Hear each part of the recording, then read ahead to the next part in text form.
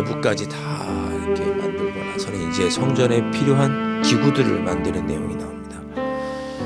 뭐 자세하게 우리 뭐 몇 규빗 뭐 어떤 모양 이렇게 있는데 크게 보시면 23절부터 26절까지는 놋바다를 만드는 내용이 나옵니다. 놋바다는 제사장들이 몸을 씻도록 하기 위해서 물을 담아두는 큰 대야 같은 거라고 보시면 됩니다.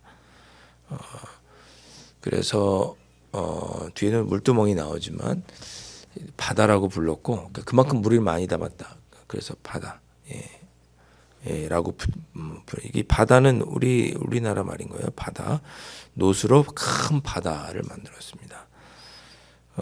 굉장히 많은 양이었고 우리 요 양식대로 이렇게 뭐 소를 밑에다가 이제 12마리씩 받침을 소를 이렇게 3마리 이렇게 장식을 만들어 놓고 그의 큰 위에 이렇게 놋바다를 만들어서 놓았는데 그 여기 나오는 그 규례대로 만들면 약 44,000리터 정도가 들어갔다고 합니다. 양이 어느 정도냐면 우리 흔히 살수차가 한 15,000리터 정도 되거든요. 그러니까 살수차 한 3대 분량의 물을 이제 크게 담고 제사를 드릴 때마다 제사장을 씻는 그런 물로 사용을 했습니다.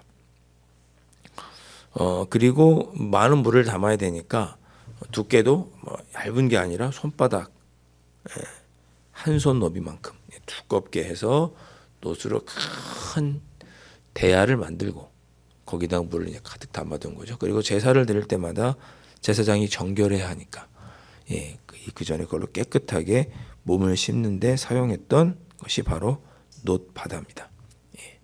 얘가 놋으로 만들었기 때문에 또 두께도 두껍잖아요. 뭐 지금도 뭐 어느 옛날에 기사를 보면 뭐 한국전력 직원들이 뭐 구리 팔아먹는다고 전선 팔아먹었다고 하는 것처럼 이때도 놋은 굉장히 귀한 금속이었습니다. 나중에 바벨론이 예루살렘을 침공해서 남유다를 멸망시킬 때 이거 다 갖고 갔어요. 다 깨가지고 다 잘게 부셔가지고 다 갖고 갔습니다. 그래서 앞에 만든 것 중에 만든 물건이 뭐가 있냐? 놋바다를 만들었다. 놋바다의 용도는 뭐냐? 제사장을 정결하게 하는 데 쓰는 것이 놋바다였습니다. 자, 그리고 27절부터 뭐 길게 나와요. 뭐 수레 위에 만들고 뭐 39절까지 나오는 물두멍과 그 물두멍을 담아두는 수레에 대한 말씀입니다. 물두멍은 혹시 작았어요. 훨씬 작았어요. 약 한 1m 직경 정도 되는 작은 그것도 역시 대야 같은 겁니다. 10개를 만들었어요. 북쪽에 5개, 남쪽에 5개 두고 만들었어요. 이 물두멍을 그냥 이렇게 두면 들고 갈 수가 없으니까 어디다 뒀냐면 잘 이동시키기 위해서 수레를 만들었습니다. 10개의 수레를 만들고 그 위에다가 10개의 물두멍을 만들어서 각각 하나씩 놓고 사용한 거죠. 이 물두멍은 어디에다 썼느냐? 재물을 깨끗하게 할 때 사용했습니다. 재물을 깨끗하게 할 때. 재물이 왔는데 뭐 흙이 묻었다든지 하면 하기 어려우니까 깨끗하게 물로 씻어서 하기 위해서 만든 것이 물두멍과 또 받침 수레였습니다. 여기서 양을 잡고 또 저기서 양을 잡고 그러는데 큰 놋바다에서 물을 따고 가기 불편하니까 작은 수레에다가 물두멍을 만들어 놓고 비춰보고 흠이 있거나 더러우면 깨끗이 씻는 것에 썼던 게 뭐냐? 물두멍입니다. 놋바다도 그렇고 물두멍도 그렇고 또 물두멍을 담는 수레도 다 놋으로 만들었습니다. 이 물두멍도 용도는 뭐다? 재물을 정결하게 하는 데 쓰는 것이 물두멍과 수레였습니다. 놋바다는 제사를 드리는 제사장을 깨끗하게 하는 데 쓰는 거고 물두멍은 재물을 깨끗하게 하는 것에 쓰는 것이고 그래서 성전 안에 이렇게 큰 물과 여러 물을 둔 것은 정결하게 하기 위해서 하나님께 제사 드리기 전에 어떻게 된다? 정결하게 해야 된다. 심지어 놋으로 만든 것은 어디서 기원하느냐? 하나님께서 명령하시기도 했지만 모세가 광야에서 물두멍을 만들 때 그때는 그 물두멍이 여기 나오는 동물을 씻는 물이면서 하면서도 제사장을 씻는 물다 겸용으로 썼던 물두멍이죠. 그때는 뭐 하나밖에 천막이었으니까 성막일 때는 물두멍을 뭐로 만들려고 했냐 하면 여인들이 쓰는 거울인 놋으로 만들라고 했습니다. 이때 당시에는 거울이 없었어요. 옛날에는 구리에다 이렇게 비춰서 거울을 봤습니다. 무슨 말씀인지 아시죠? 거울 깨끗하게 구리를 닦아서 이렇게 비춰보는 걸로 거울을 대신했단 말이에요. 그러니까 그 놋으로 물두멍을 만들라고 하나님께서 모세에게 명령하신 이유는 제사장이 하나님께 제사 드리기 전에 그 놋에 자기를 비춰보고 내게 더러운 것이 없는가 살피고 그것을 씻도록 하기 위해서 여인들의 손거울 놋으로 물두멍을 만들라고 말씀하신 거예요. 그러니까 제사 드리기 전에 너의 부정한 것, 더러운 것을 씻고 하나님께 제사 드려야 된다. 그런 의미인 거죠. 그것을 전통을 따라서 놋으로 바다도 만들고 물두멍도 오늘 이렇게 만들게 된 것입니다. 이걸 보면 우리가 무슨 생각을 하게 되느냐? 하나님께 예배 드릴 때 가장 중요한 게 뭐다? 정결하게 하는 거다. 제사장도 제물도 나중에 뒤에 보면 제사에 쓰는 도구도 정결하게 하는 물두멍이 따로 있어요. 뒤에 보면 하나님 아버지 앞에 예배 드리기 위해서 가장 중요한 게 뭐다? 정결하게 하는 거다. 그러니까 우리 주님 전에 나와서 예배 드릴 때 교회 오시면 기도하시잖아요. 무슨 기도부터 하시겠어요? 나를 씻는 기도, 회개의 기도, 정결케 하는 기도.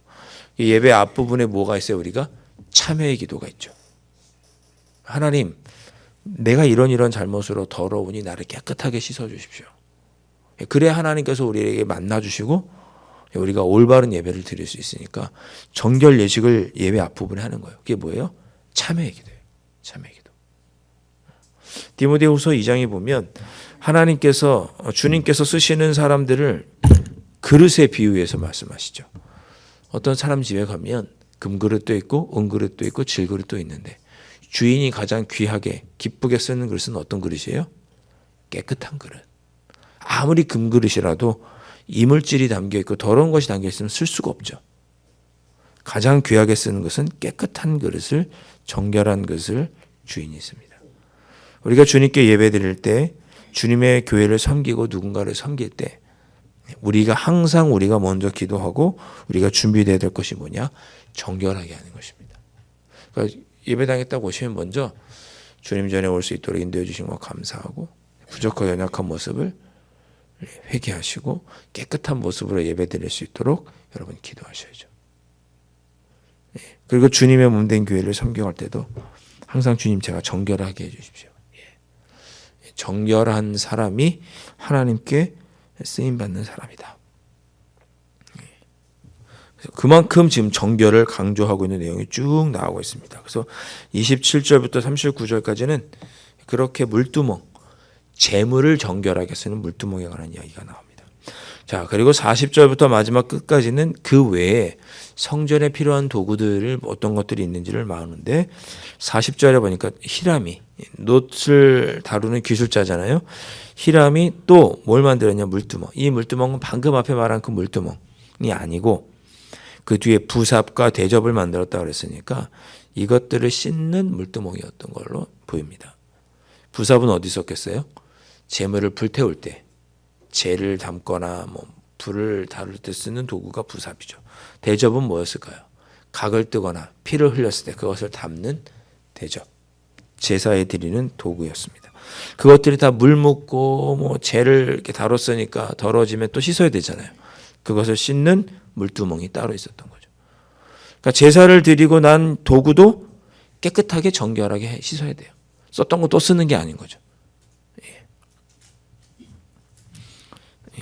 그만큼 하나님께서 정결하게 할 것을 말씀하셨고 그렇게 물두멍과 부삽과 대접들 만들고 41절부터는 그가 만들었던 물건도 나오죠. 두 기둥, 그 두 기둥 위에 머리를 장식하는 거, 그물들 쭉 다 이렇게 쭉쭉쭉쭉 만들었습니다. 47절에 보면 그 다 성전에 있는 그 기구들은 놋으로 만들었어요. 성소 안에 있는 것은 금으로 만들었지만 성소 바깥에 있는 제사를 드리는 도구들은 다 놋으로 만들었습니다. 얼마나 많은 양의 놋이 들어갔든지 측량할 수 없었다 그랬습니다. 이거 다 누가 가져가요? 나중에 바벨론이 다 가져갑니다. 그리고 성소 안에는 금단이라든지 진설병 금상이라든지 등잔대라든지 거기 안에 쓰는 향로를 피우는 불집게라든지 이런 것은 다 금으로 만들어서 이렇게 성전 안에 있는 것들을 다 만들게 됩니다.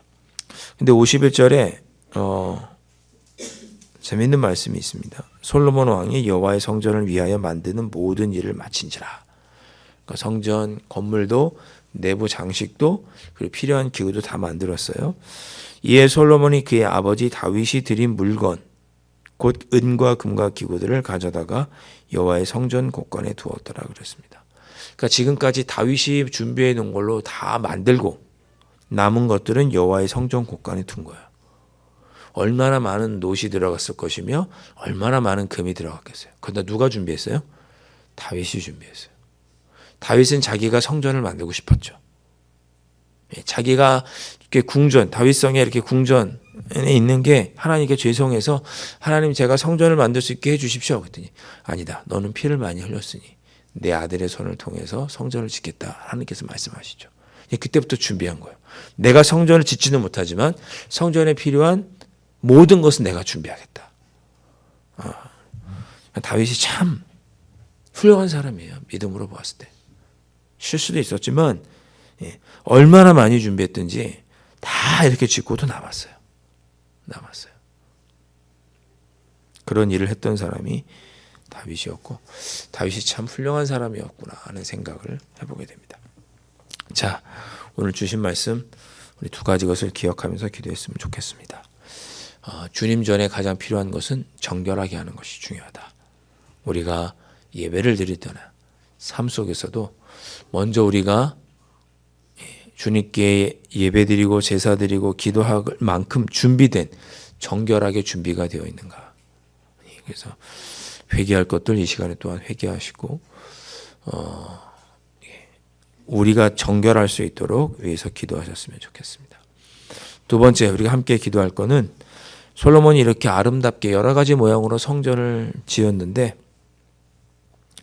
근데 결국은 이 아름다운 성전도 하나님께서 떠나시자 그들이 죄를 짓자 결국은 불태워지고 바벨론에 다 빼앗기고 성전 기구도 빼앗기고 다 그렇게 됩니다. 나중에 포로에서 귀환할 때 그때 빼앗겼던 성전 기구들을 좀 갖고 오긴 하죠. 그러나 많이 다 빼앗겼어요. 솔로몬 당시에 금으로 방패를 만들어서 장식을 했거든요. 애굽 사람들이 침범해서 다 빼앗아 갑니다. 그래서 놋으로 대신 방패를 만들죠. 나중에. 결국 하나님의 뜻대로 살아가지 않으면 아무리 겉모습이 화려하고 아름다워도 다 빼앗기고 많은 것이 만다는 것을 우리가 이 성전을 통해서도 깨닫게 됩니다. 그래서 주님 제가 정결하기를 원합니다. 회개하오니 용서해 주십시오. 기도하시고 늘 하나님이 머무시는 그러한 나와 동행하시는 삶을 살아갈 수 있도록 하나님을 내 마음에 모시고 늘 주님과 동행하는 삶을 살아서 아름다운 인생을 살아갈 수 있도록 성령 하나님 도와주십시오. 이 새벽에 그렇게 기도하실 수 있기를 주님의 이름으로 축원드립니다. 기도하겠습니다. 주님, 오늘 말씀을 통해서 하나님께서 얼마나 우리가 정결한 모습으로 서기를 원하시는지를 깨닫게 해주시니 감사합니다. 제사를 드릴 때 제사를 한 번 드리고 다음 번 드릴 때도 매 순간마다 깨끗하게 우리를 하고 제사장도 깨끗하게 제물도 깨끗하게 하나님께 예배에 제사드리는데 사용했던 도구도 깨끗하게 할 때만 하나님은 기뻐 받으시며 그 제사를 흠양하여 주셨습니다. 이처럼 하나님께서 우리에게 정결하기를 원하시니 우리도 주님의 몸된 교회를 섬기고 주님의 자녀로 살아갈 때 정결하게 살아갈 것을 최우선으로 여기고 정결한 모습으로 살아서 하나님을 기쁘시게 해드리며 아름다운 인생을 살아갈 수 있는 저희들이 될 수 있도록 성령 하나님 인도하여 주시옵소서. 귀하신 예수 그리스도의 이름으로 간절히 기도하옵나이다. 아멘. 하늘에 계신 우리 아버지, 아버지의 이름을 거룩하게 하시며 아버지의 나라가 오게 하시며 아버지의 뜻이 하늘에서와 같이 이 땅에서도 이루어지게 하소서. 오늘 우리에게 일용할 양식을 주시고 우리가 우리에게 잘못한 사람을 용서하여 준 것 같이 우리 죄를 용서하여 주시고 우리를 시험에 빠지지 않게 하시고 악에서 구하소서. 나라와 권능과 영광이 영원히 아버지의 것입니다. 아멘.